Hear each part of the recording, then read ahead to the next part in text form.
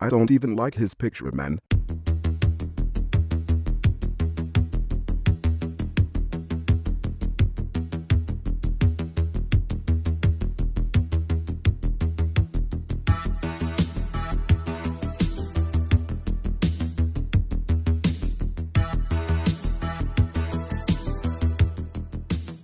Hello, welcome to episode 55 of Chet and John's reassuringly finite gaming playlist. My name's John Denton. With me, as always, is Chet Roivas. Shots fired.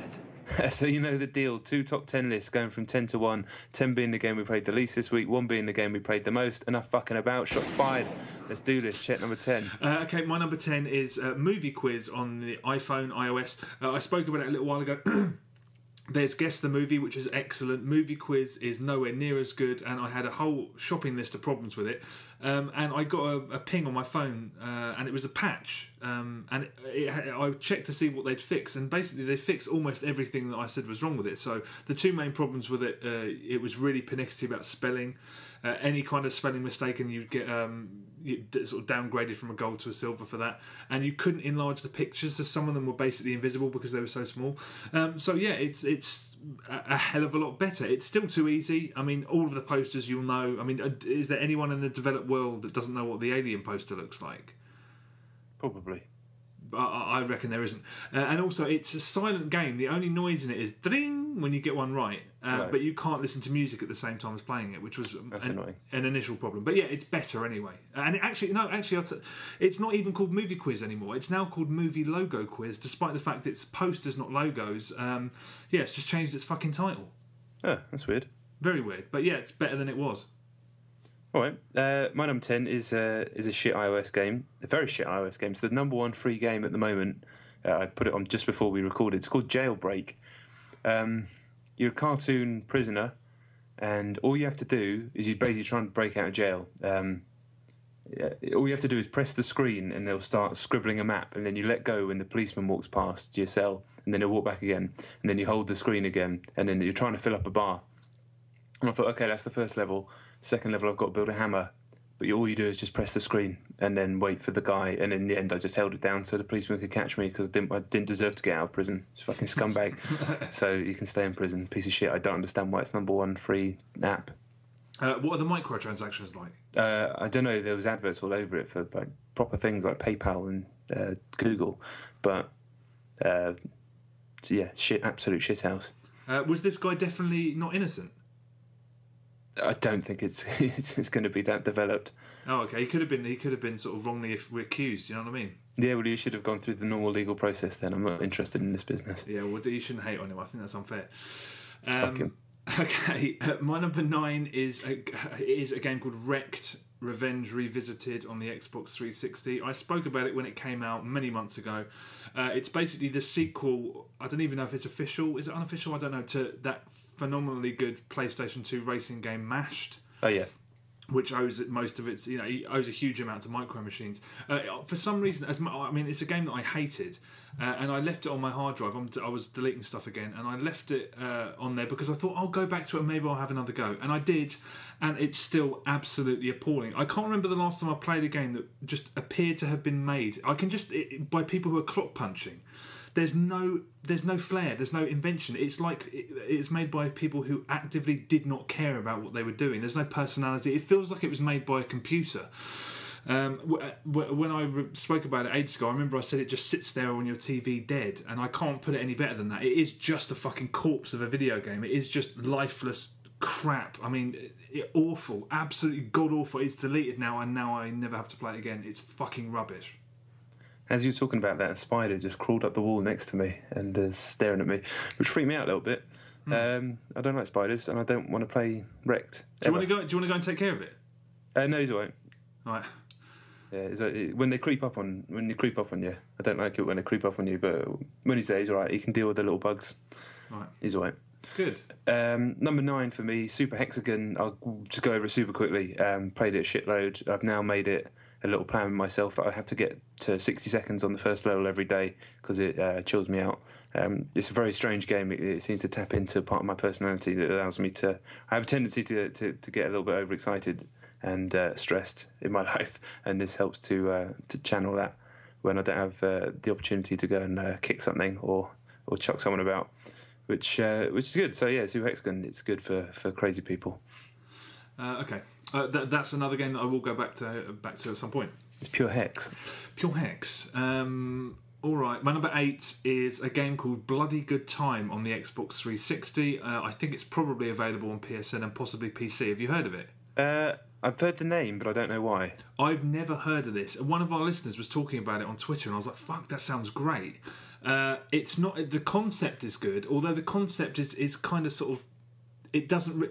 Basically, the concept is that there's a British filmmaker who's murdering actors on film sets. And the game is you in this sort of Tonka. It's like you're in the world is like a very very young child's cartoon world, so everything's big and chunky and colourful. But basically, you have to just kill all the other actors, and the main game is bots, but you can play it online against other people. You find things like explosive rats. You can set traps. If you see someone running through a room, there's fire traps you can set off. You can pick up flamethrowers and stun guns and stuff.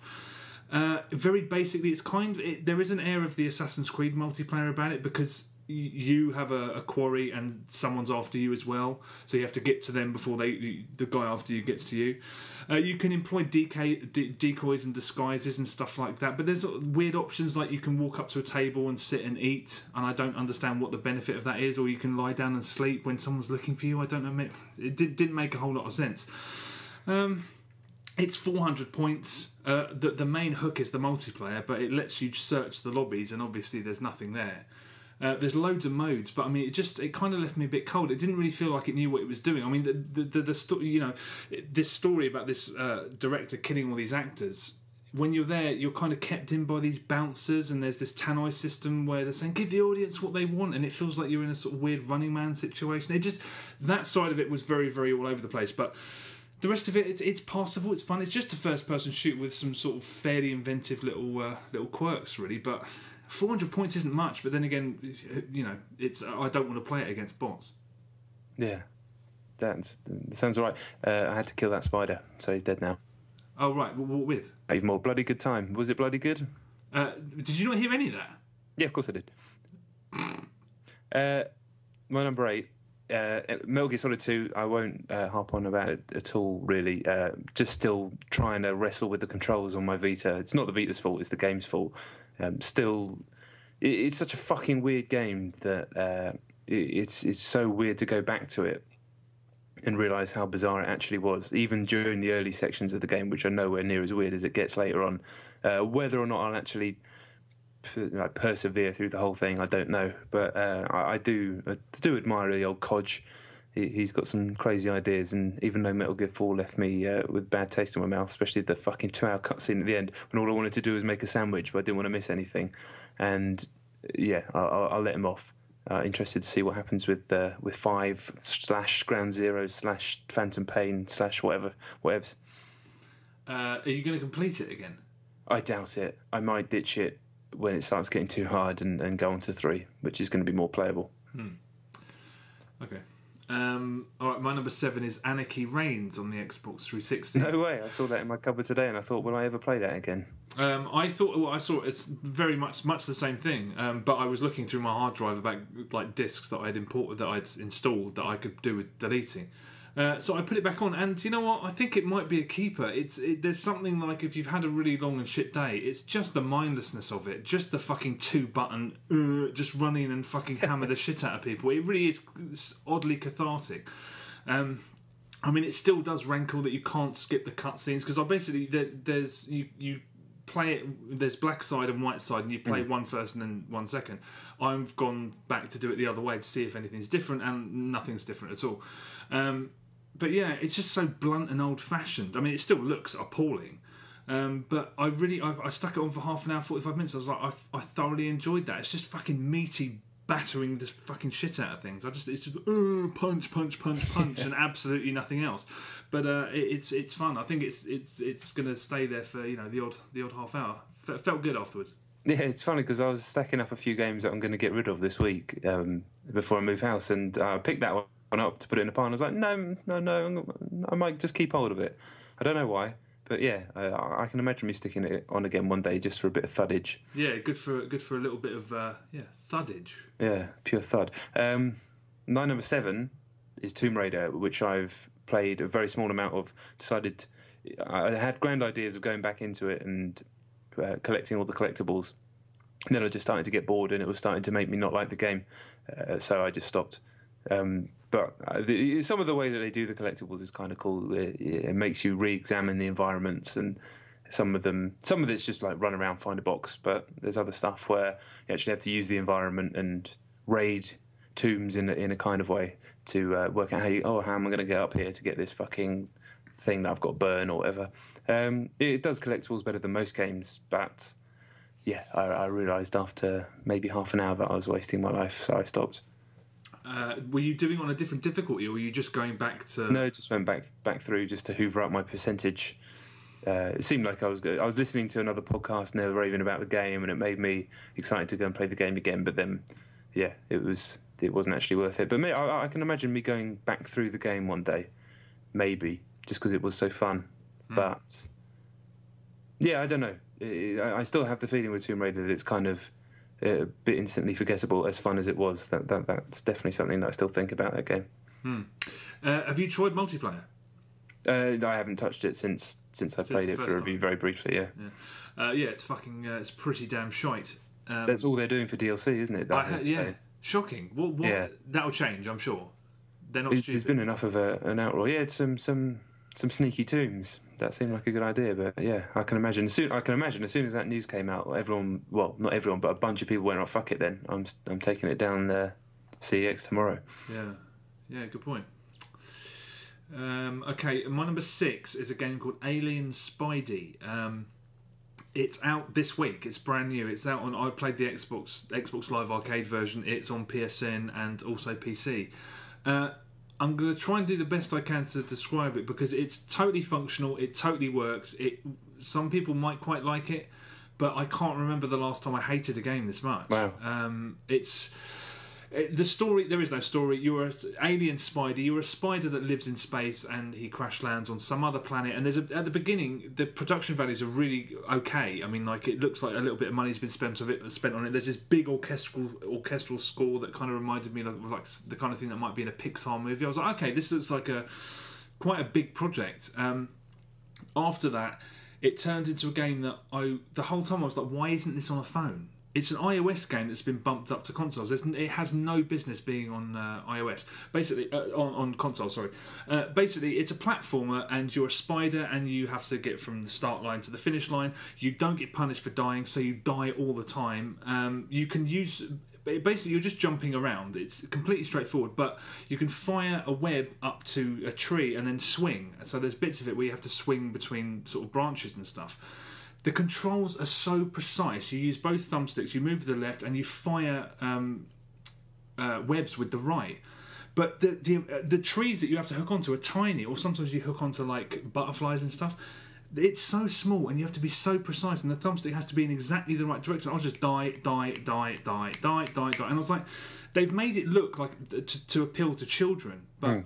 I can't imagine any children enjoying this for longer than 5 minutes because the physics as well. When you fire a web, the exact moment that you fire it determines how long the web is and how sort of violently you swing. And I often couldn't get the balance right. This is something that other games have perfected. I mean, there's games that have implemented systems like this very successfully, and this is so ridiculously difficult. I mean, the physics are a marvel, really, because they're kind of like how you'd imagine them if this was quote unquote real life. But I couldn't handle dying, and the game itself is sort of just muddled. There's blocks appear, and then you're like, am I supposed to use that? And you can. Some enemies can be crushed by a web, and then the same enemies can't be later on. It's just haphazard. I mean, when it allows you to move fast, like when you're and as hard as it is actually quite exciting when you're doing that. But that happens rarely. That happens like once or twice in the entirety of the game. There's also bits where you can there's power-ups, so you can go really fast, but that only lasts for about 2 seconds. There's a super jump which lasts for about 2 seconds, and then you're back to moving. I mean, the best way I can summarise it is at the beginning of the game, there's this sort of army of marching bugs, and you have to walk in between them. So you can't touch them because you'll get hit. But they're so far apart, there's no danger of that anyway. So you're walking, and I'm like, this is like I'm queuing. I'm queuing in a game. And that ends, and you're like, okay, that was a pretty dumbass idea. And then they do it again. And you think that this is not a system. You're basically asking me to walk in between these things. And then eventually the game continues. And then they do it again. And you're like, what? This doesn't. It's a harebrained project. I mean, you might be willing to tolerate it if it was on your phone, but it's on a console. I think it's 800 points. If it's 1,200 points, then there's really a problem. I'm afraid I don't know for definite, but I'm pretty sure it's 800 points. Yeah, the presentation's terrible. It freezes. There's long loading times. I mean, it's just tripe. But it works. It maybe someone who really loves hard games might think that there's something special about this. It looks like shit. I won't go on. I fucking hated it. That sounds wank. That's an understatement. Have you just killed another spider? No, but you just killed one. Yeah.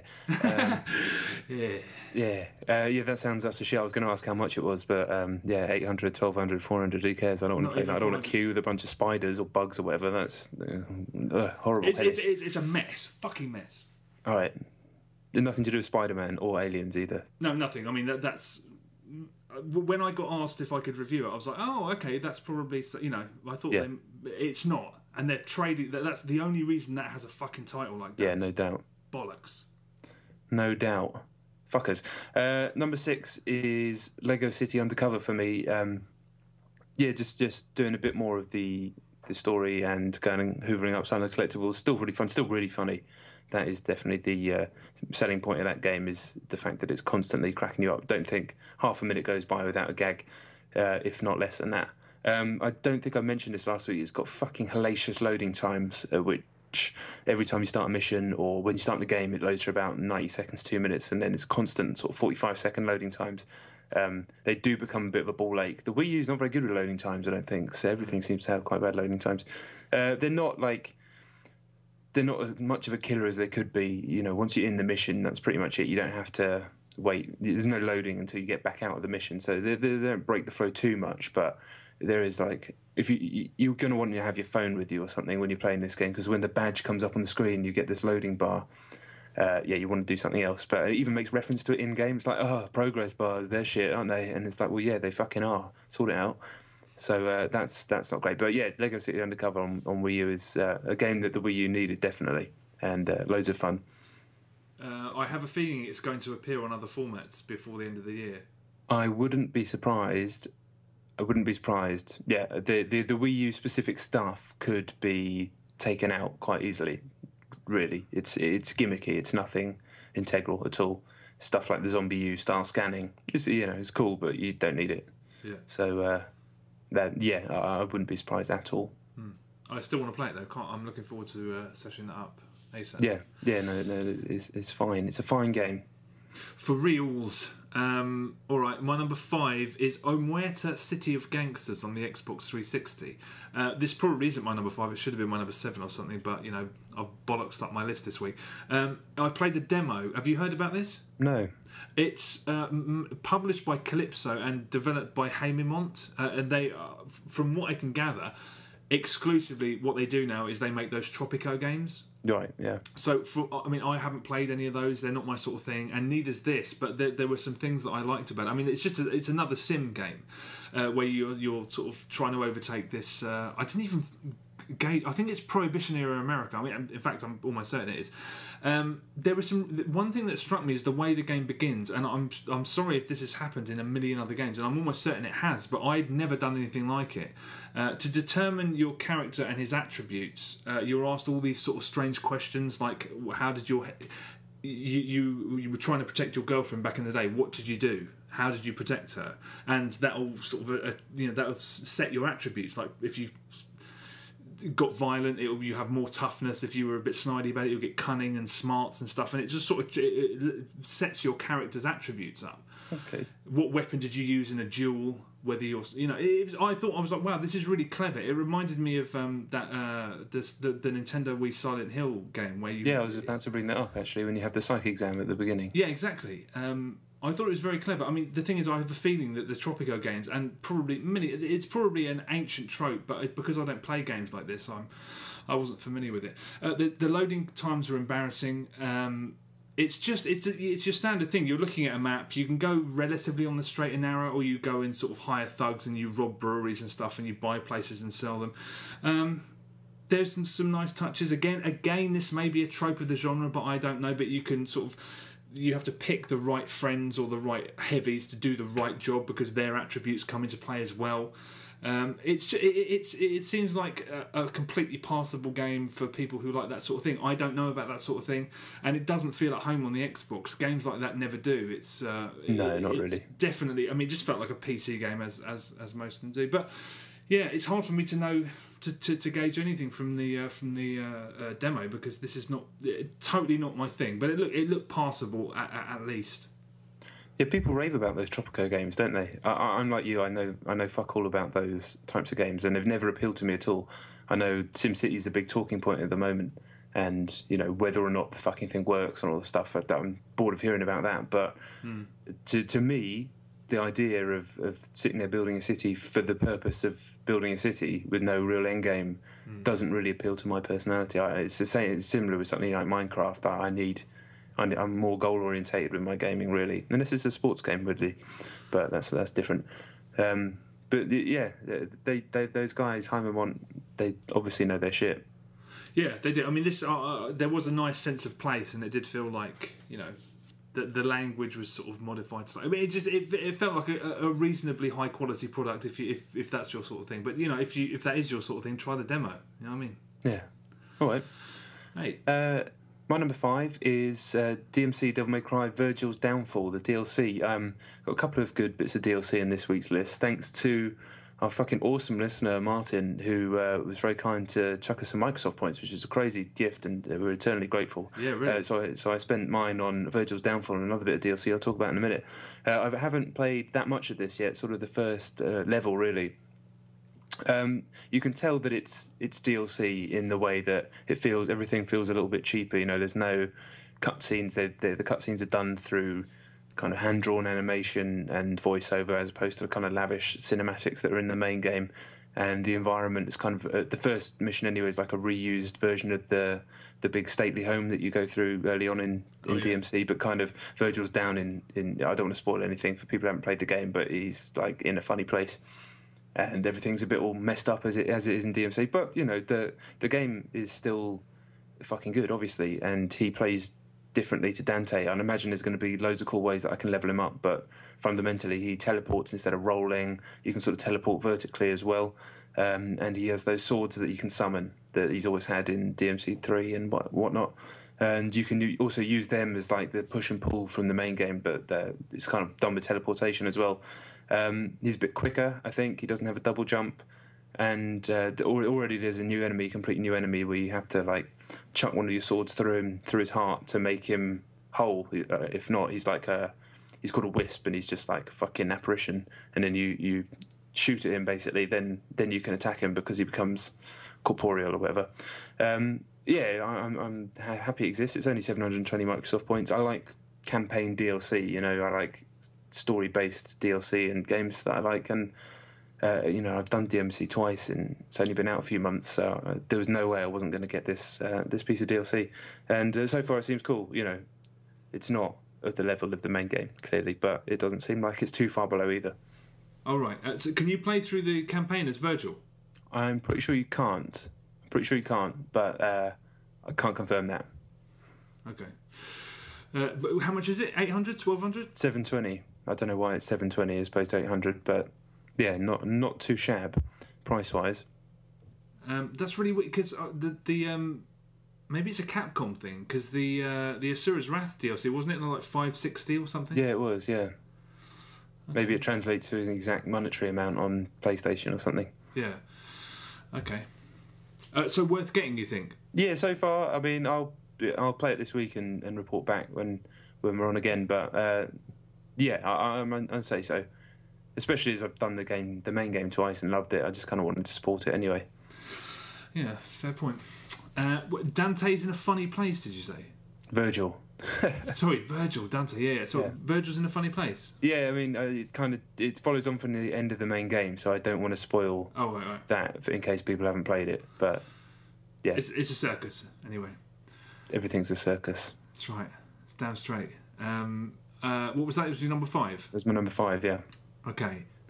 My number 4 is Investigate This: Scourge of the Scarecrow. Scourge of the Scourge. Scourge. Yeah, Scourge. Is it Scourge? Yeah, I spoke about it last week. I played the demo and was really intrigued by it. I've played through the whole game from beginning to end now, and I have to say it's very difficult to recommend. The first portion that they give you in the demo is, there's hardly any gameplay in it at all, and from the creators' previous games, I assumed that was because the last one I played, Bureau Shattered Slipper. There was a gunfight in that. There was this bit where you had to uncover all this. It was gamey. There was a lot of different genres, but it was a game. This, for 90 to 95% of its time, is you're looking at still screens with subtitles. Maybe 85%.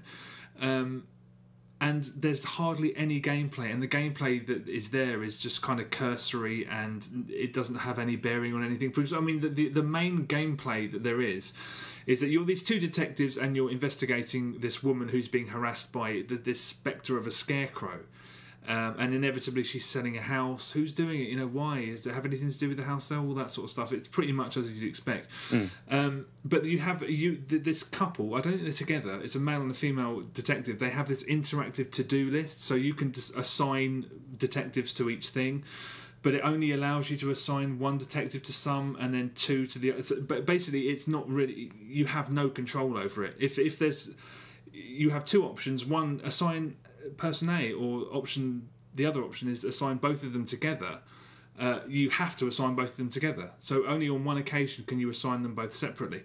But it's literally you're sitting there looking at a screen, and it's the guy's a very good animator, and I think that's the thing. He primarily he's a computer animator, and he's done these. It's one of the best looking games on the Xbox Live because it looks like FMV. There are some FMV sequences, but by and large it's just digitally created human beings in freeze frame with dialogue on the bottom. And the problem with having freeze frames and dialogue as text is that it's incredibly cheap to do that. So it really hangs around. And when you wanted the story to get moving, they throw in Monty Python references, and someone will say, "Oh, that's a Monty Python reference," and they go, "Yeah," and then they do a Star Trek reference, and it's like it clearly created by one of the geekiest people alive, and that's fine. But it slowed down a story that could have been. The thing lasts probably about the length of a movie, maybe a little bit longer. And the whole time you're just pressing one button, skipping through. It is likeable because it's so idiosyncratic, and there's something I do still find it quite thrilling that something that completely bizarre, off the wall, and singular can be beamed straight to my console on the other side of the planet. But it's not. It's hard to recommend as a game. I think it's the weird problem is that somebody who likes detective stories and who would never ever dream of having a console in their home could really like this. But it's weird. I like the fact that it exists, but I can't recommend it because it's really, really. There's no care in the storytelling. It is a story. There's not a lot of stuff you can do to interact with it, but it just gets tedious because there's no fucking brevity at all. It goes off on digressions that are unnecessary, and the conversation's very lackadaisical. I'd like to be able to recommend it, but I'm afraid I can't. Okay, I'll never play that game. Is it a visual novel? Basically, yes, but there are some cursory gameplay elements thrown in. Right. It's just that I wanted to like it because it was so. The guy that made it clearly doesn't care what anyone thinks, and there's something really bracing about that. As I've said in the past, especially about Assassin's Creed 3. Not that was one person, but still, when you have a vision and you're just dedicated to sort of fulfilling that, that's exciting. But this, it's I spent an hour and a half flipping through reading text of not particularly well written dialogue, a mystery that wasn't particularly mysterious, and I wanted to big it up, but unfortunately I can't. I am going to go back to his previous games though, because they seem a bit more gamey anyway. A bit more gamey, yeah. Yeah, I do struggle with the whole visual novel concept. I know some people dig it. Obviously, it's massively dependent on the quality of the writing. Yeah, but true. even then, if I've got a controller in my hand or a mouse or whatever, fucking move. I want to be gaming. I think that's me. I'm not trying to set rules for the world. Yeah. Cool. My number 4 is pretty much polar opposite to that. It's pure game. Ridiculous Fishing on the iPhone. I talked about it last week. I've been playing it a ton. It's just so fun, really funny. I talked about the mechanics, don't I? It's a 2D game. You're a bloke on a boat, old man. Send the line down, tilt the phone to dodge all the fish on the way down. If one snags you, then you start going up, so you have to tilt the phone to get as many fish going back up. And then when you get to the top, chuck them in the air, start shooting them, get money, go to the store, buy upgrades, buy like a chainsaw, that's an early one, chainsaw for your lines, so you can mow through fish to get further down, buy longer lines, buy like anti-grav machines to throw them all up in the air. It keeps getting weirder and weirder, unlock new areas, new fish. All done in a really cool kind of 2D art style, very stylish. Wouldn't know how to describe it, but just really cool. And got that one more go factor. Like, I haven't played anything with that one more go factor to that level since Super Hexagon came out last year, in terms of iOS stuff at least. I'd highly recommend it to everyone. Really fun, really stylish, cool music. Everything about it is well made and polished, and with a real smart sense of humour, and just fucking fun. Why is it that I can't? Something about shelling out more than even shelling out 69p for an iOS game. I always feel just so unbelievably cautious about it, and that's what, a couple of quid. It's $1.99, yeah. As with Super Hexagon, I think. But how good can it be? I mean, I've loved games on iOS, but how good can it be? I've played it a ton in the last week and a half. A ton. I really have. I've played, I've sat there for an hour at a time, just restarting it, unlocking new stuff. I imagine when I've unlocked everything and got to the bottom of every single ocean that it gives you, then the game will run out of steam. But that would be hours of gameplay for a couple of quid. It's definitely one of the best games on the device. Definitely. Okay, all right. Better than the horror game that came out 3 weeks ago. That's different, and I still need to go back to that. That's a very different. This is very very gamey game, very just pure mechanics and gameplay in a similar way to Hexagon, similar way to Doodle Jump, that style. Whereas I find they're so different to compare it to something like Year Walk or The Room, which are amazing too. Just so different. It's difficult to compare them. Yeah, I don't know. It's weird. I won't spend 69p on an amazing game, but I'll pay 1,200 Microsoft points for the fucking Expendables 2. Yeah, or you go for a pint in London and pay $5.50 or whatever. It's not quite that bad, all right? It depends where you go. Well, yeah, exactly. Real talk. Yeah. I paid $5.50 for a pint. Fuck off! No, not in London. Where? In Bournemouth, that Sam Adams at the place I got married is $5.50. Oh, okay, but they import that specifically, don't they? Yeah, for me. Yeah, that was nice. That was nice beer. No doubt. Okay, my number 3. I wish I could talk about it more, but I can't. Is Luigi's Mansion 2 on the Nintendo 3DS. Is it under embargoes? It's not under embargo. It's the embargo drops tomorrow. So by the time, this podcast's going out late, so it would have been long dropped. But I got it this morning, and my intention was to just blitz it, but I got stuck. And that sounds like a bad thing, but it's really not. I got stuck in the way. I think it was me basically. It wasn't. It's not it. It's me. It's not the game.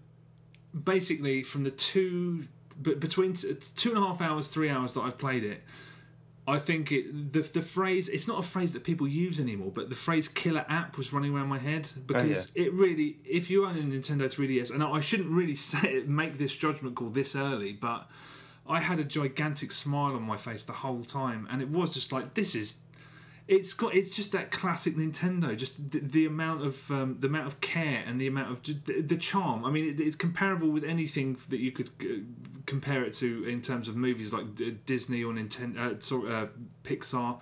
So charming, and the game. It looks great. The one problem that I had with it, was a technical issue, and that's that you using the gyroscope all the time because you're doing a lot of peering through windows and looking through cracks in walls and stuff to see what's going on, and you have to use the gyroscope to move around, and that throws the 3D completely out of whack.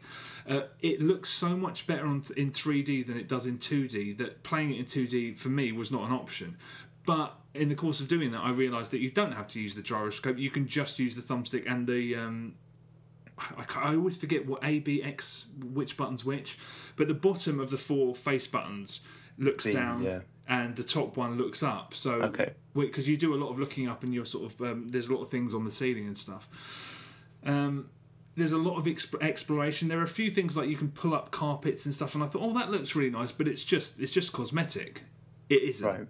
There's always situations where things that I'll leave that alone. Don't, because you're supposed to explore and you're supposed to find cool shit hidden in it. And in some cases, stuff that you need to find in order to progress through it. It's just, so far, it's classic Nintendo. It's impossibly charming and rewarding. I mean, the professor from the first one, Professor E. Gadd, I think it was his name. He was like a half baby and half old man with like one tooth.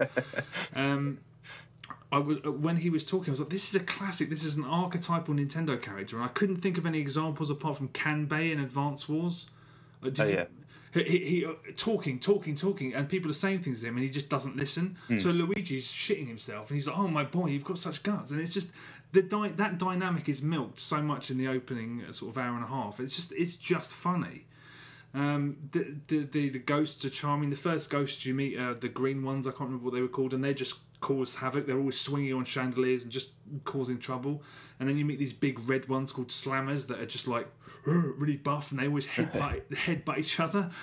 And it's just you're just like, this is what Nintendo fucking do better than anybody else. It's just, I mean, I really shouldn't speak so gushingly about it after only 3 hours of playing it, but the signs are there, and I got stuck on this bit, and it was a classic. Not necessarily restricted to Nintendo, but the amount of times this has happened in a game where I've been like, fuck it, I've done something 1,000 times. Take a half-hour break, come back to it. Oh, there's a door there that I haven't even fucking looked at. You know, it was my own problem. I was gutted because that happened earlier today, and I wanted to really, really blitz it and talk about it a bit more. But I'll do that next time. But god damn it, I have the highest possible hopes for it still, and I have a feeling that it's going to be absolutely unbelievably good. That's fucking cool to hear. I'm very excited about that game. I love the original. Been dying for something to play on the 3DS, really. Even though I've been doing Mario sporadically here and there and whatnot, but yeah, I kind of almost forgot that I had that console for a long time. I've been excited about this game ever since they announced it. So it's crept up on me though. I didn't realise it was out now. Yeah, I think it's out. It's out the end of the month. It's before the end of March anyway. Okay. But it feels like it's like Mario 3D Land and New Super Mario Brothers Wii. It's a step away. I mean, the whole question about whether Nintendo were pandering to sort of the mass market was always a little bit overdone anyway. But this is not, there's no sort of, when I was stuck, I was like, where's my fucking guide? Where's it coming up saying, we'll help you, we'll do this? It doesn't have any of that. It's not aimed, it's aimed at gamers above everything else, and that's what was so joyous about it. I'll talk more about it next week, but goddamn, it's great. Sweet. Yeah. That's fucking cool to hear. Wicked. Right, my number 3 is BioShock 2, Minerva's Den. The DLC, I've been meaning to play this since it came out, which was probably 2-3 years ago or whatever, and finally from this lovely chunk of Microsoft points, I decided to download it. It's 800 points, and I still had BioShock 2 sitting around for this very reason, because I'd heard how good it was. And in fact there was a retrospective on Eurogamer just a few weeks ago about it, which I didn't read, but it reminded me that I did want to play it. And it's fucking marvellous, to be honest. It's about 3.5 hours long of first-rate content. It's a completely it's like its own self-contained story within Rapture, where you're still the big daddy from BioShock 2, and it's all about this computer that runs Rapture's like a fucking traffic computer would run a city these days. That it's called the Thinker, and it runs all of Rapture's systems, like the lights and the fucking vending machines and all that sort of stuff. And it's becoming self-aware, and it's all about the two scientists who basically created this are now at odds with each other, and they're both trying to get to print out the code of the thinker to take ownership of it. One wants to take it to the surface, and one wants to keep hold of it. He's the bad guy, and you're being led by the good guy, called Porter, and it's just brilliantly written. The BioShock 2 gameplay it was quite a lot better than the BioShock 1 gameplay in terms of the shooter stuff, and I'll talk about it later, because the reason this podcast is late and on a Monday is because later on I'll talk about Infinite.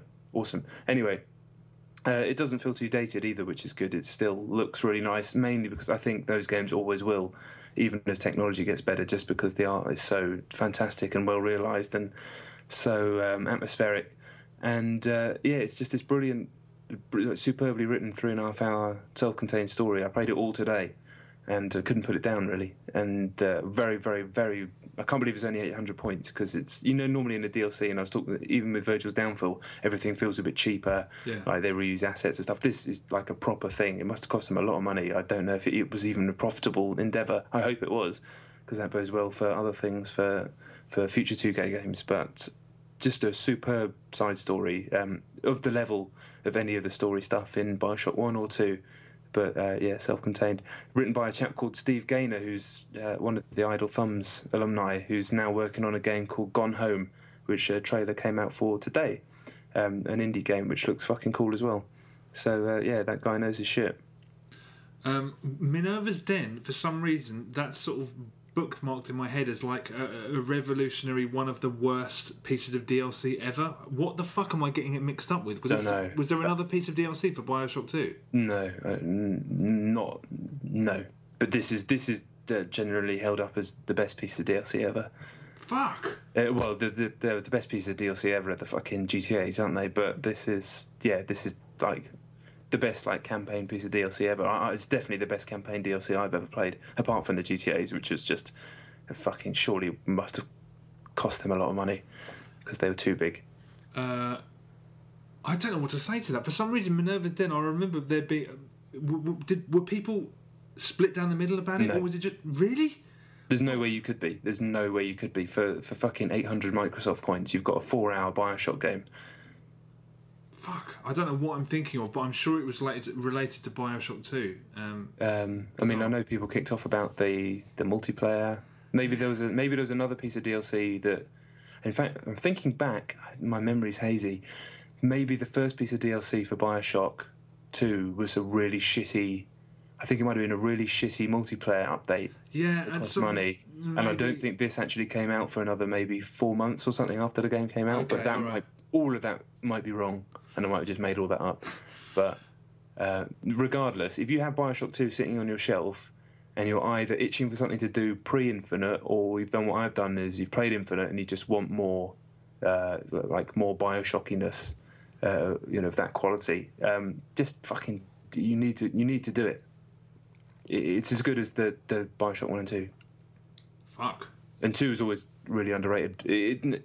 Underrated is the wrong word, because if you actually look on Metacritic, it's really highly rated by almost every reviewer. It's just kind of been... Over time, people just like to disparage that game for some reason. But it's because it wasn't the original team, I think.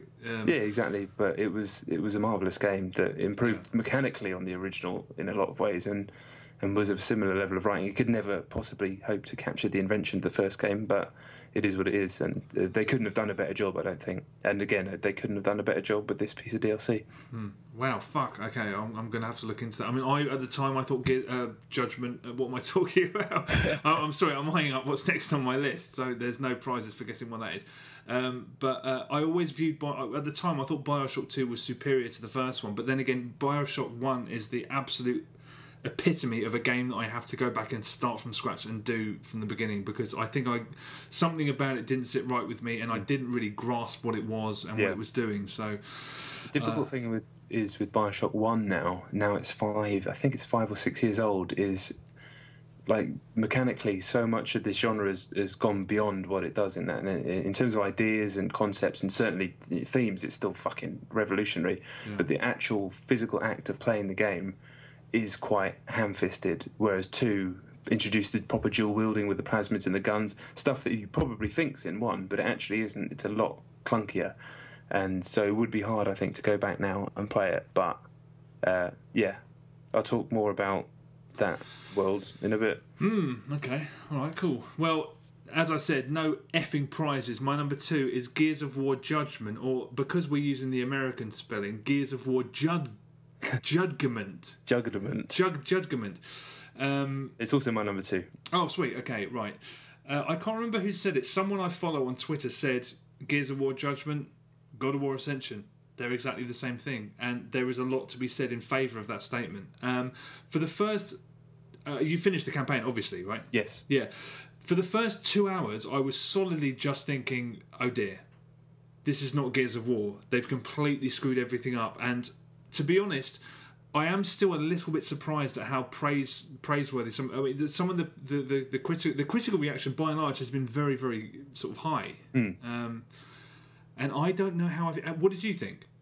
Well, last week I did the little teaser, didn't I? I said it was anti-Tomb Raider, and what I meant by that is that, you know, for all Tomb Raider does right, it does a lot of the whole push up while the game plays around you, you know. Whereas this, you know, the Gears games had actually done that before. Whereas this was just combat. Yeah. The whole game is just the combat, stripped back and refined to better than it's ever been, in my opinion. And it's all action, and it incorporates an AI director in a similar way to Left 4 Dead. So when you replay sections, it's different. The spawns are different. The enemies are different. And I really enjoyed.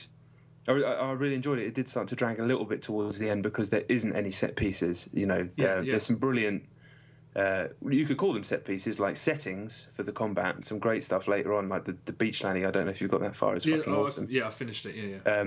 But there's no like giant boss battles or fucking crazy shit, you know, buildings falling down, classic Gear stuff, big, you know, monsters coming out of the sea or anything like that. It's just the core combat, almost like the multiplayer turned into a campaign. With the scoring system and stuff. I thought that was really cool, but that's what I meant by it's the anti-Tomb Raider.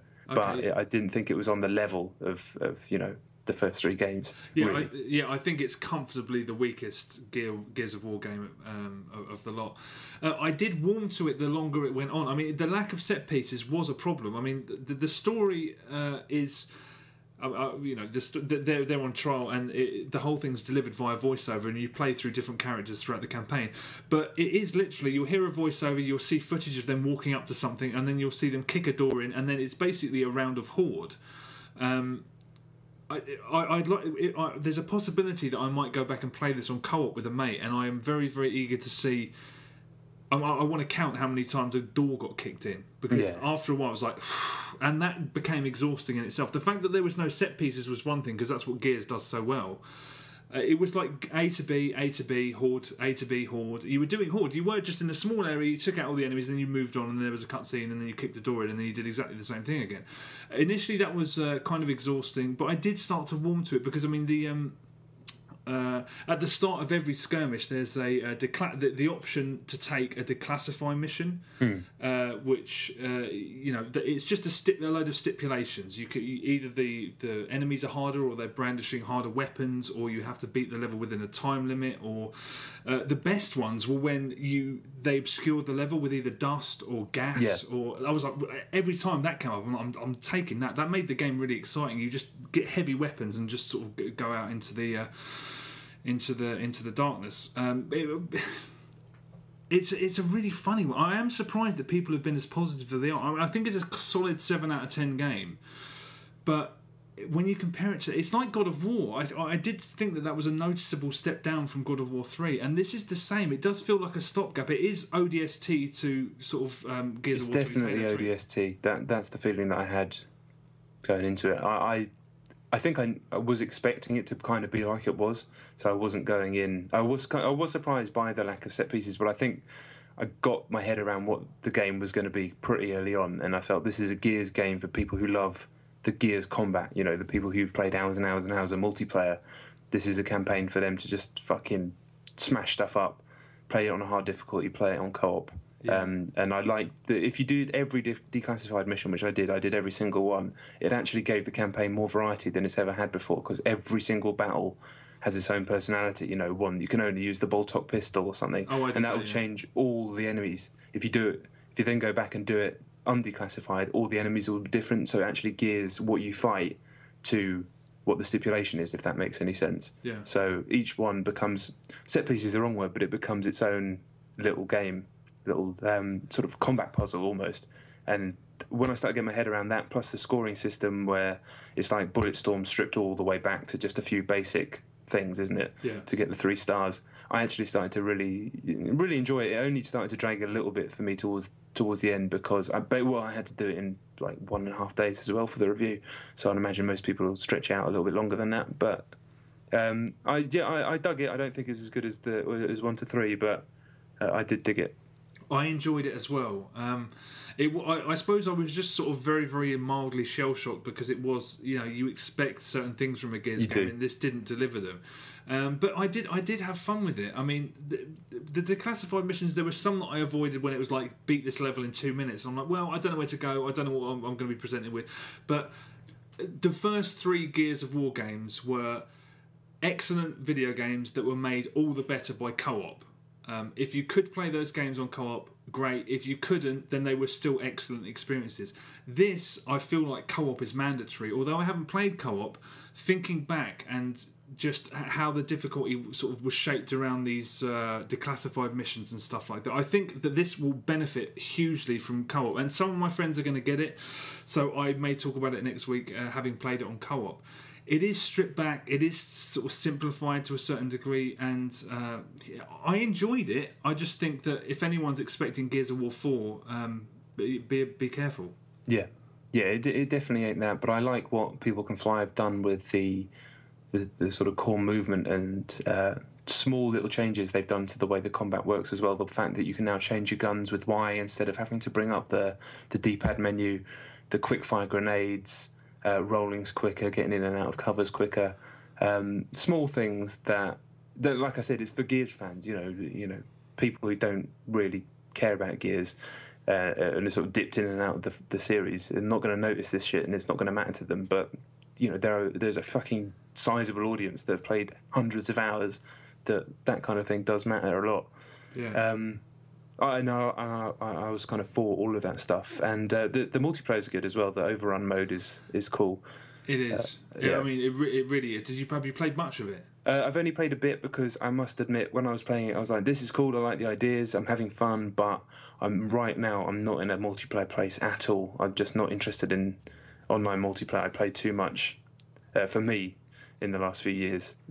It all starts to feel the same, regardless of what game it is. But I think, again, Gears is for many people is a multiplayer game, and COD is the game that's always at the top of the charts and whatnot. But Gears is always there. It's always there in like third. So that means a fuckload of people are playing it all the time, and I don't think they'll be disappointed with overrun mode. There's the free for. I tried the free for all, which was just a fucking nightmare. But if you're good, I imagine it's fun. But I'm not good. If you're good at Gears, you're just very good at hiding behind knee-high cover with a shotgun. Yeah. That's how you win at Gears. Overrun mode, for anyone that doesn't know, is basically rush mode from Battlefield. That's basically what it is. Although there's only one objective. You're either I was going to say the fucking Covenant. I always call them the Locust. You're either the Locust attacking a fortification, or you're the Gears trying to defend it.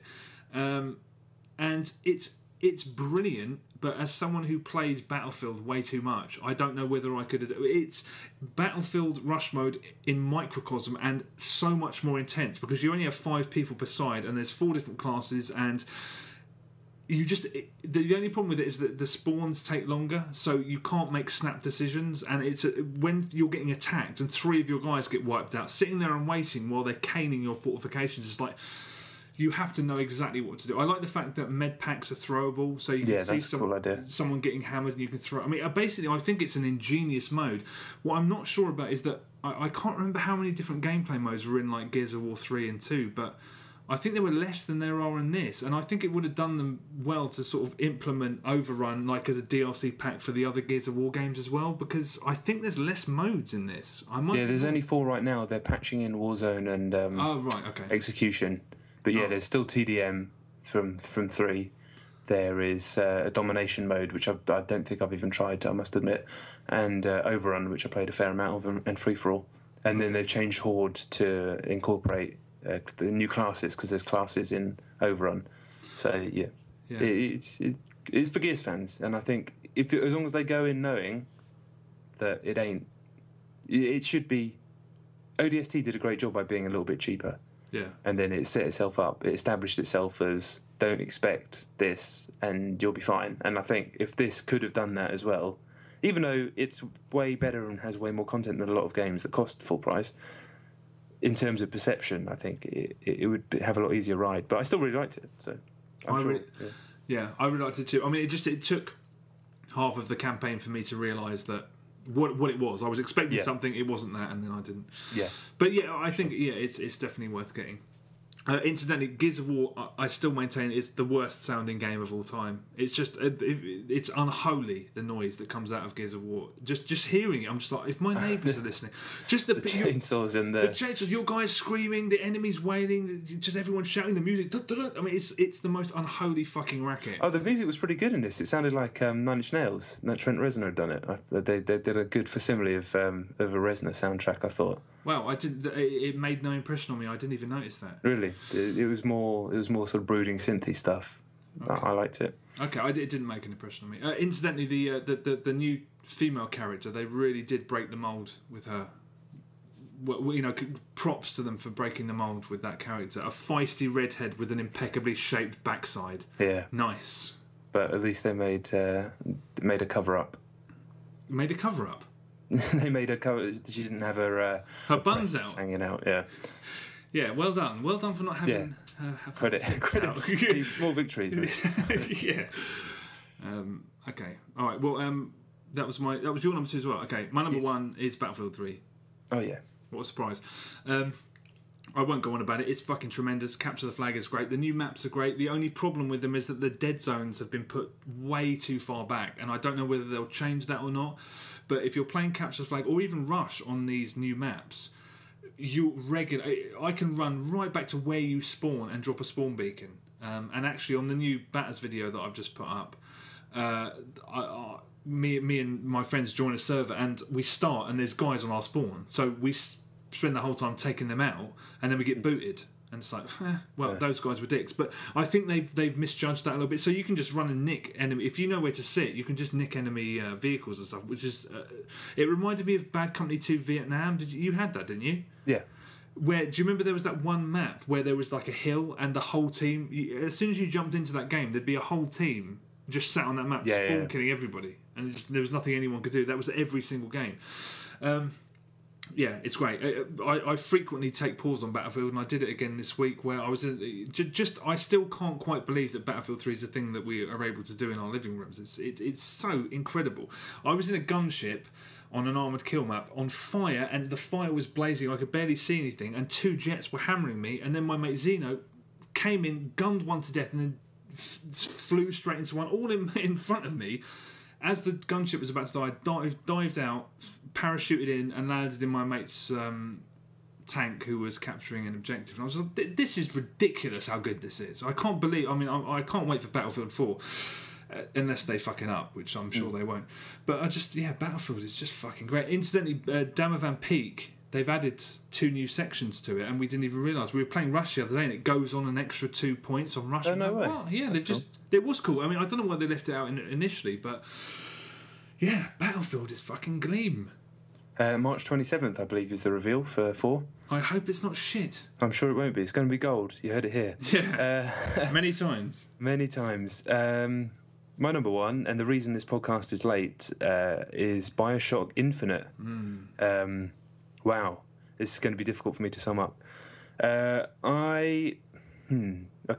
No spoilers. No spoilers. This is the thing, and I mean, my review I've written for Games TM magazine. I'm not going to say the score because it's not going to be out yet, but it's rather high, and I made sure to put no spoilers in here. In fact, apart from what I'm going to talk about now, because I think I'm reasonably good at doing this without giving away spoilers. Because I fucking hate spoilers. I don't even watch trailers. Don't watch any trailers. Don't go on Twitter. Don't go and fucking read forums. Don't go and read all the reviews. Just look at the scores. They're going to be high. And play the game. And then read all that stuff and take in as much as you want. Great. But honestly, it's for your benefit. Please do that, because I feel privileged that I was able to play this game before it came out, before I've only watched the very first reveal trailer and the very first gameplay demo, then I went dark. I was like, obviously I'm going to play this whether it be for work or not, and I'm glad I did that. The game left me feeling like some of the very best film experiences of my life have left me feeling a certain way and thinking about the world in a different way. And BioShock Infinite did this for the first time in a game. BioShock pushed it a little bit, but unfortunately I saw some of that game being played out in an office where I used to work before I got a chance to play it. But this definitely left me with this feeling, and I've been thinking about it ever since I finished it, which was Monday morning, I think. It's absolutely magnificent in a way that it is almost unquestionably a new benchmark for this medium, certainly in the AAA big game space. What to say, really? I don't want to give too much away. You play as Booker DeWitt, who is a voiced character for the first time in an international game. They normally do the silent protagonist, and he's a brilliantly acted character. He is a ex-Pinkerton agent. This is set in 1912, remember, and an ex-army guy who's been down on his luck, is a degenerate gambler. And the game starts with the message that he needs to go and bring this girl back to New York alive to erase his debt. So that's the premise of the game. And this girl happens to be Elizabeth, and she happens to be in Columbia, this city in the sky, which is a city that everyone knows about. It was actually commissioned by the president in the sort of the late 1800s in this fiction. And so very quickly you end up there, and from the second the game begins, I was in awe in a way that I just couldn't believe what I was seeing and experiencing, to be honest.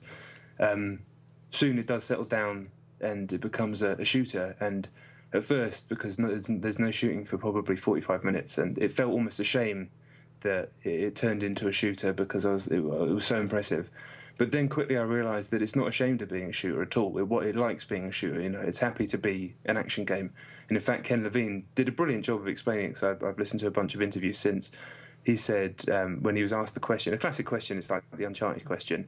How do you're trying to tell a story, you're dealing with complicated themes, this and that, and then suddenly you have to just fucking gun down an army's worth of people. And he said, well, it is an inherent tension. I'm paraphrasing for him, but. And a problem we haven't really solved, but I like to look at it like a musical. You're telling this story, and then suddenly you have a musical number, and these are our musical numbers, these shootouts. And honestly, it was such an eloquent way of explaining it. I was completely on board with it. The shooting's way better than it is in BioShock or BioShock 2. It's fucking fantastic, in fact. Not only is it really satisfying, meaty gunplay, you've got the plasmid equivalents called Vigors on the left hand, which give you X-Men type powers. The skylines, which you've probably seen in the trailers and stuff, where you can hook onto these things and go around like roller coasters, you've got full control on that. You can change direction, you can change speed, you can jump off, you can shoot, you can leap from them onto another part of the track. It's fucking amazing. And then later on, which you'd also seen in the trailers, Elizabeth can pull stuff out of alternate realities, basically, into the combat. So she can pull in cover or pull in a different weapon, pull in like a sentry turret. So all that stuff's fucking great.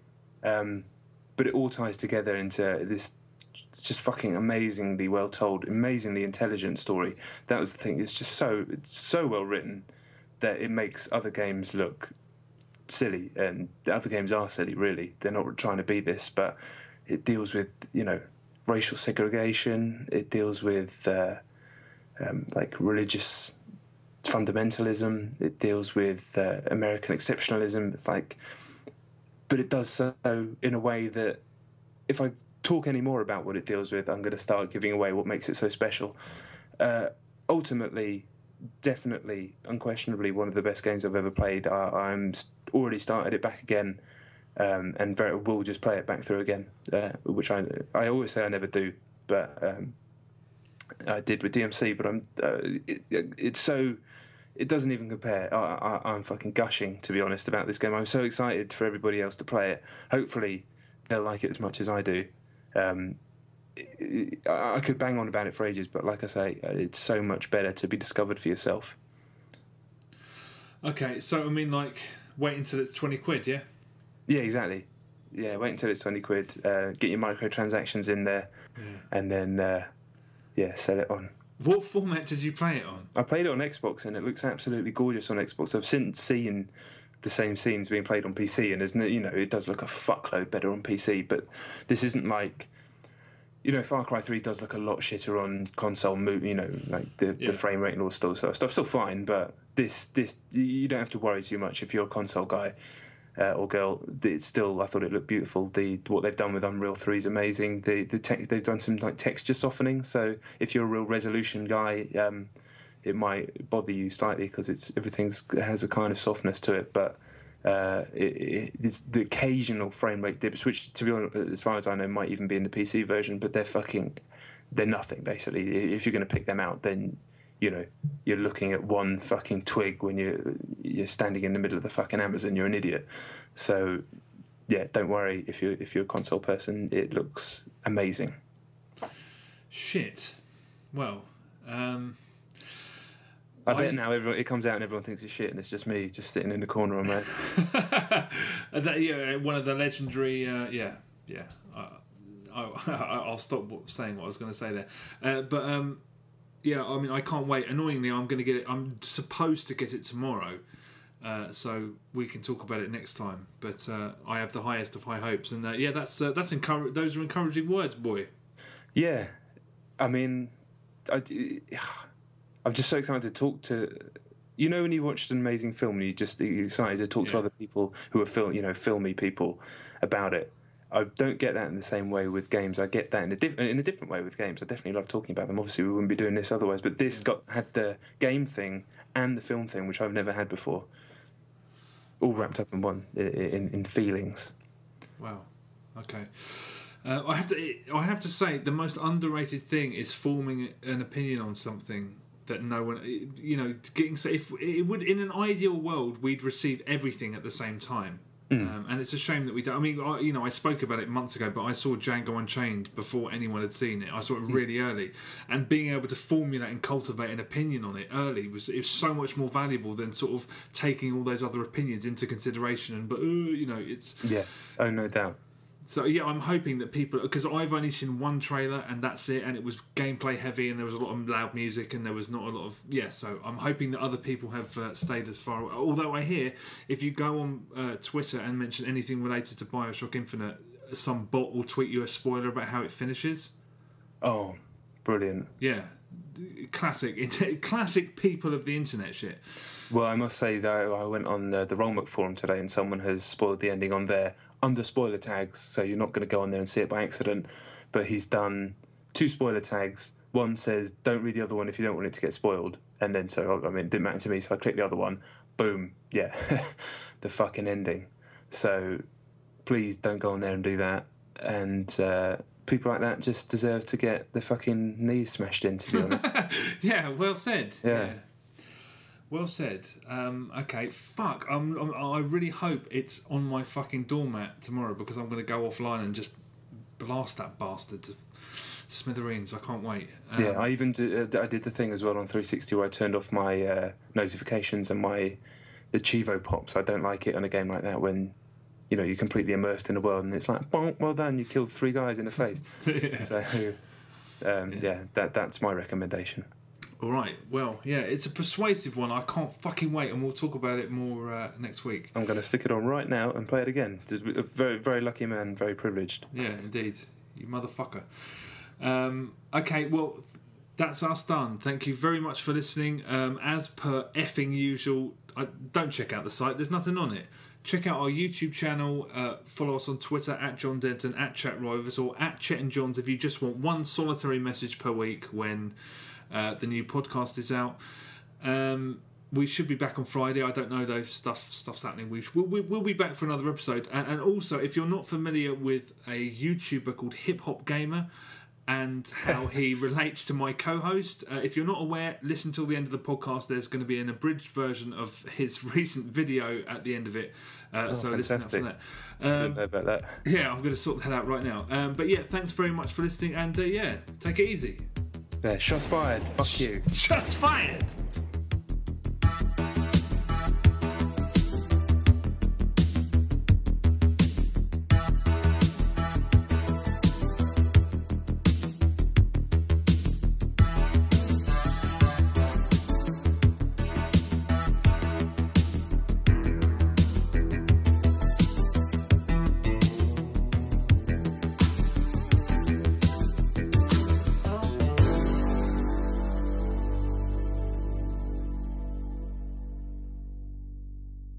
what's up, video gamer? And you guys are like a known site. I respect what y'all do.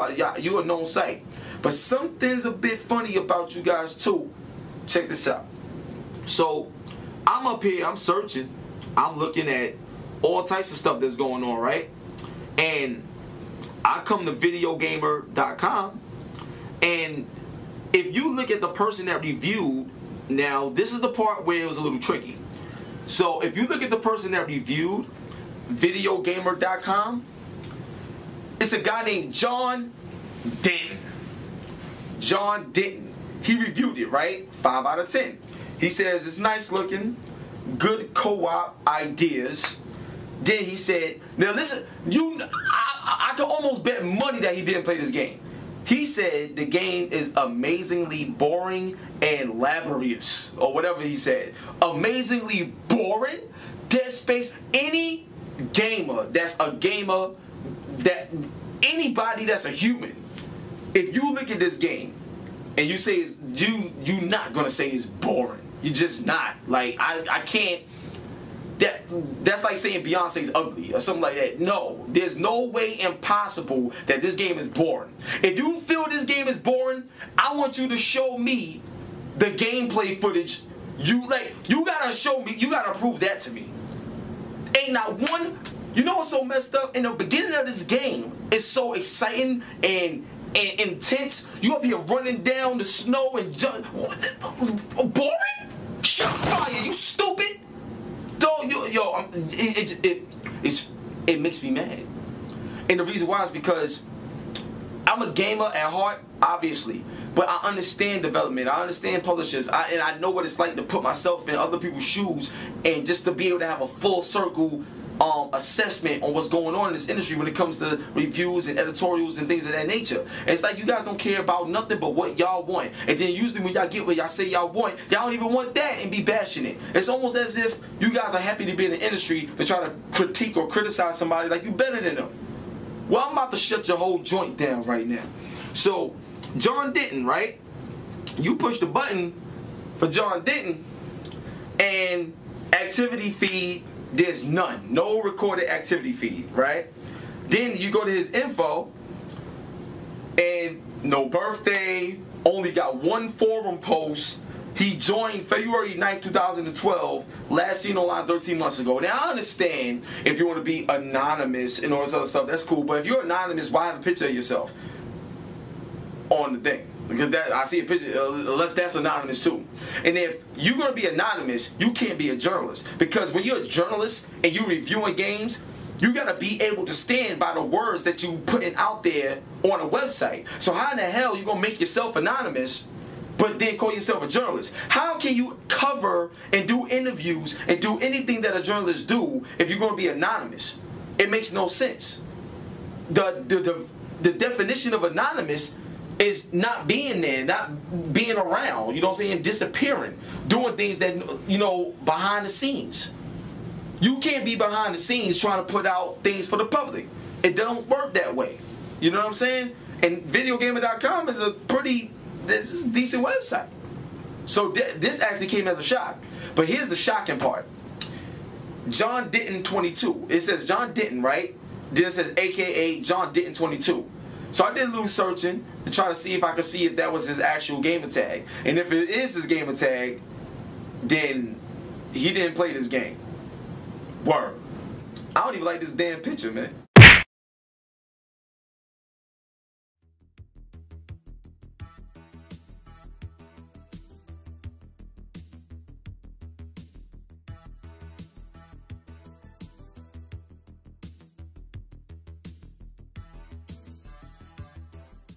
I think it's probably available on PSN and possibly PC. Have you heard of it? I've heard the name, but I don't know why. I've never heard of this. One of our listeners was talking about it on Twitter, and I was like, fuck, that sounds great. It's not... The concept is good, although the concept is kind of sort of... It doesn't... Basically, the concept is that there's a British filmmaker who's murdering actors on film sets. And the game is you in this sort of Tonka... It's like you're in... The world is like a very, very young child's cartoon world. So everything's big and chunky and colourful. But basically you have to just kill all the other actors, and the main game is bots, but you can play it online against other people. You find things like explosive rats. You can set traps. If you see someone running through a room, there's fire traps you can set off. You can pick up flamethrowers and stun guns and stuff. Very basically, there is an air of the Assassin's Creed multiplayer about it, because you have a quarry and someone's after you as well, so you have to get to them before the guy after you gets to you. You can employ decoys and disguises and stuff like that, but there's weird options like you can walk up to a table and sit and eat, and I don't understand what the benefit of that is, or you can lie down and sleep when someone's looking for you. I don't know, it didn't make a whole lot of sense. It's 400 points. The main hook is the multiplayer, but it lets you search the lobbies, and obviously there's nothing there. There's loads of modes, but I mean, it kind of left me a bit cold. It didn't really feel like it knew what it was doing. I mean, this story about this director killing all these actors. When you're there, you're kind of kept in by these bouncers, and there's this tannoy system where they're saying, give the audience what they want, and it feels like you're in a sort of weird Running Man situation. That side of it was very, very all over the place, but the rest of it, it's passable, it's fun. It's just a first-person shoot with some sort of fairly inventive little quirks, really, but 400 points isn't much, but then again, I don't want to play it against bots. Yeah. That sounds all right. I had to kill that spider, so he's dead now. Oh, right. What with? Even more. Bloody good time. Was it bloody good? Did you not hear any of that? Yeah, of course I did. My number 8, Metal Gear Solid 2, I won't harp on about it at all, really. Just still trying to wrestle with the controls on my Vita. It's not the Vita's fault, it's the game's fault.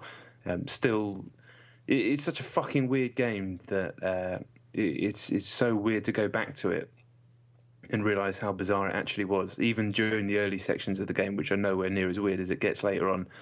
Whether or not I'll actually persevere through the whole thing, I don't know. But I do admire the old Codge. He's got some crazy ideas, and even though Metal Gear 4 left me with bad taste in my mouth, especially the fucking 2-hour cutscene at the end, when all I wanted to do was make a sandwich, but I didn't want to miss anything. And yeah, I'll let him off. Interested to see what happens with 5 / Ground Zero / Phantom Pain / whatever's. Are you going to complete it again? I doubt it. I might ditch it when it starts getting too hard and go on to 3, which is going to be more playable.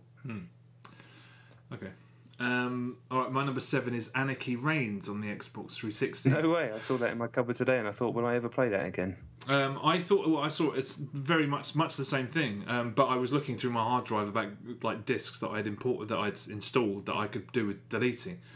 So I put it back on, and you know what? I think it might be a keeper. There's something like, if you've had a really long and shit day, it's just the mindlessness of it, just the fucking 2-button, just run in and fucking hammer the shit out of people. It really is oddly cathartic. I mean, it still does rankle that you can't skip the cutscenes, because there's you play it. There's black side and white side, and you play one first and then one second. I've gone back to do it the other way to see if anything's different, and nothing's different at all. But yeah, it's just so blunt and old-fashioned. I mean, it still looks appalling, but I stuck it on for half an hour, 45 minutes. I was like, I thoroughly enjoyed that. It's just fucking meaty, battering this fucking shit out of things. It's just punch, punch, punch, punch, and absolutely nothing else. But it's fun. I think it's going to stay there for the odd half hour. Felt good afterwards. Yeah, it's funny because I was stacking up a few games that I'm going to get rid of this week before I move house, and I picked that one up to put it in a pile. I was like, no, I might just keep hold of it. I don't know why, but yeah, I can imagine me sticking it on again one day just for a bit of thuddage. Yeah, good for a little bit of thuddage. Yeah, pure thud. My number 7 is Tomb Raider, which I've played a very small amount of. I had grand ideas of going back into it and collecting all the collectibles. And then I just started to get bored, and it was starting to make me not like the game, so I just stopped. But some of the way that they do the collectibles is kind of cool. It makes you re-examine the environments, and some of it's just like run around, find a box. But there's other stuff where you actually have to use the environment and raid tombs in a kind of way to work out how am I going to get up here to get this fucking.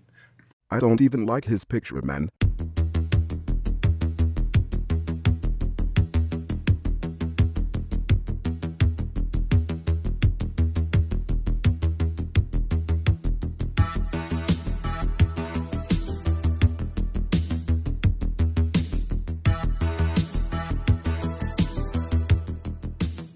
Hello, welcome to episode 55 of Chet and John's reassuringly finite gaming playlist. My name's John Denton. With me, as always, is Chet Roivas. Shots fired.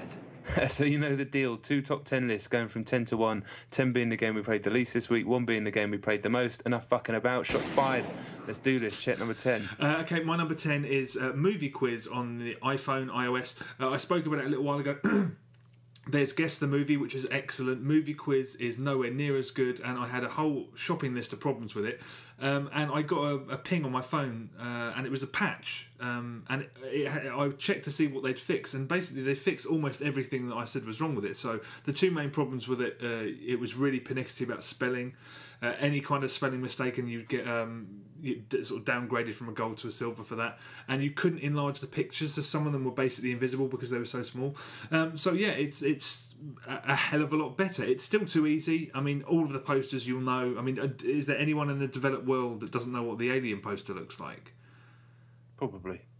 I reckon there isn't. And also, it's a silent game. The only noise in it is ding when you get one right. But you can't listen to music at the same time as playing it, which was an initial problem. But yeah, it's better anyway. And it's not even called Movie Quiz anymore. It's now called Movie Logo Quiz, despite the fact it's posters, not logos.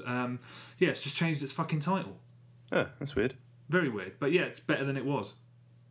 All right, my number 10 is a shit iOS game, a very shit iOS game. It's the number 1 free game at the moment.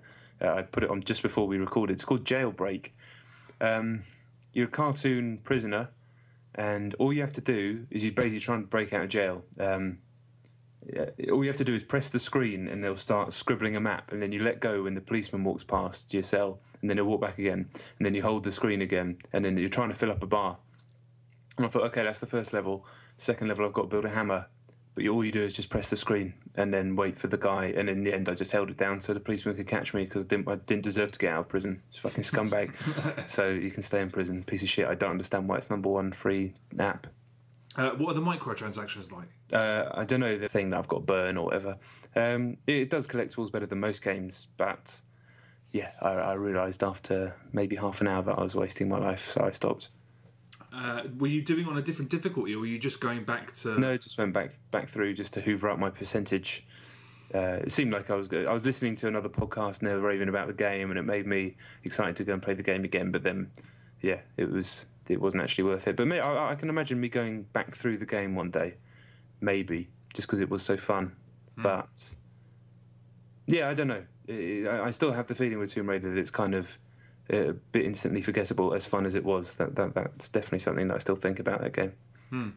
Have you tried multiplayer? I haven't touched it since I played it for a review very briefly. Yeah, it's fucking it's pretty damn shite. That's all they're doing for DLC, isn't it? Shocking. What? Yeah. That'll change, I'm sure. They're not stupid. There's been enough of an outroar. Yeah, some sneaky tombs. That seemed like a good idea, but yeah, I can imagine. As soon as that news came out, everyone, well, not everyone, but a bunch of people went, "Oh, fuck it, then I'm taking it down CEX tomorrow." Yeah, good point. Okay, my number 6 is a game called Alien Spidey. It's out this week. It's brand new. It's out on. I played the Xbox Live Arcade version. It's on PSN and also PC. I'm going to try and do the best I can to describe it because it's totally functional. It totally works. Some people might quite like it, but I can't remember the last time I hated a game this much. Wow. The story, there is no story. You're an alien Spidey. You're a spider that lives in space and he crash lands on some other planet. And at the beginning, the production values are really okay. I mean, like, it looks like a little bit of money's been spent on it. There's this big orchestral score that kind of reminded me of like the kind of thing that might be in a Pixar movie. I was like, okay, this looks like quite a big project. After that, it turned into a game that the whole time I was like, why isn't this on a phone? It's an iOS game that's been bumped up to consoles. It has no business being on iOS. Basically, on consoles. Sorry. Basically, it's a platformer, and you're a spider, and you have to get from the start line to the finish line. You don't get punished for dying, so you die all the time. You can use. Basically, you're just jumping around. It's completely straightforward, but you can fire a web up to a tree and then swing. So there's bits of it where you have to swing between sort of branches and stuff. The controls are so precise. You use both thumbsticks, you move to the left, and you fire. There was adverts all over it for like proper things like PayPal and Google, but So yeah, absolute shithouse. Was this guy definitely not innocent? I don't think it's going to be that developed. Oh, okay. He could have been sort of wrongly accused. You know what I mean? Yeah, well, you should have gone through the normal legal process. Then I'm not interested in this business. Yeah, well, you shouldn't hate on him. I think that's unfair. Fuck him. Okay, my number 9 is a game called Wrecked Revenge Revisited on the Xbox 360. I spoke about it when it came out many months ago. It's basically the sequel. I don't even know if it's official. Is it unofficial? I don't know. To that phenomenally good PlayStation 2 racing game Mashed. Oh yeah. Which owes most of its, he owes a huge amount to Micro Machines. For some reason, it's a game that I hated, and I left it on my hard drive. I was deleting stuff again, and I left it on there because I thought I'll go back to it and maybe I'll have another go. And I did, and it's still absolutely appalling. I can't remember the last time I played a game that just appeared to have been made. By people who are clock punching. There's no flair. There's no invention. It's like it's made by people who actively did not care about what they were doing. There's no personality. It feels like it was made by a computer. When I spoke about it ages ago, I remember I said it just sits there on your TV dead, and I can't put it any better than that. It is just a fucking corpse of a video game. It is just lifeless crap. I mean, awful, absolutely god awful. It's deleted now, and now I never have to play it again. It's fucking rubbish. As you were talking about that, a spider just crawled up the wall next to me and is staring at me, which freaked me out a little bit. I don't like spiders, and I don't want to play Wrecked. Do you want to go and take care of it? No, he's alright. All right. Yeah, when they creep up on you, I don't like it when they creep up on you, but when he's there, he's alright. He can deal with the little bugs. All right. He's alright. Good. Number 9 for me, Super Hexagon. I'll just go over it super quickly. Played it a shitload. I've now made it a little plan with myself that I have to get to 60 seconds on the first level every day because it chills me out. It's a very strange game. It seems to tap into part of my personality that allows me to... I have a tendency to get a little bit overexcited and stressed in my life, and this helps to channel that when I don't have the opportunity to go and kick something or chuck someone about, which is good. So yeah, Super Hexagon, it's good for crazy people. Okay. That's another game that I will go back to at some point. It's pure hex. Pure hex. All right. My number 8 is a game called Bloody Good Time on the Xbox 360.